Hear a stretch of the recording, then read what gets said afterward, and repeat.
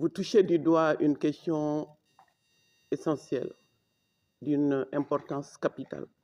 De mon point de vue, de femme qui a pris part au dialogue national inclusif, au dialogue intermalien et qui participe en ce moment à la rédaction de la charte.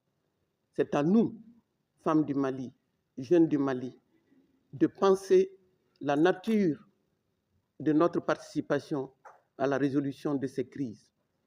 Je le dis sans arrêt, cette guerre nous est tombée dessus. Nous n'étions pas préparés. Qu'est-ce que nous avons appris de 2020 à 2024 pendant la durée de ce qui est la durée de ce projet? Mais maintenant, à partir de ce tournant 2024, qu'est-ce qui nous arrive? Puisque nous sommes entrés, une nouvelle page de cette histoire s'ouvre avec la création de l'AES. Les défis sont considérables.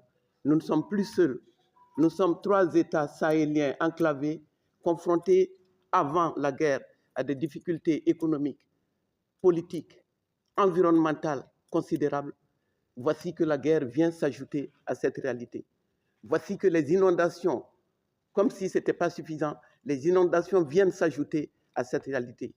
Les femmes payent cher pour tout ça. Où trouver la nourriture? Où trouver de l'eau potable? Où trouver les médicaments?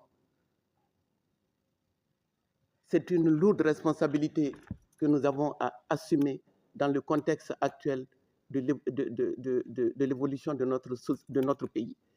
Au-delà de notre pays, de la sous-région et des 3 pays aujourd'hui qui sont sur la sellette.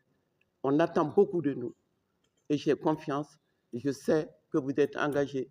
Je sais la bataille inlassable de ma sœur, Madame Boiré Bintou Founé Samake. Je sais l'engagement de la coopération suisse sur ce terrain. Son souci aujourd'hui de faire la différence, de prouver justement qu'on ne nous a pas appuyés en vain.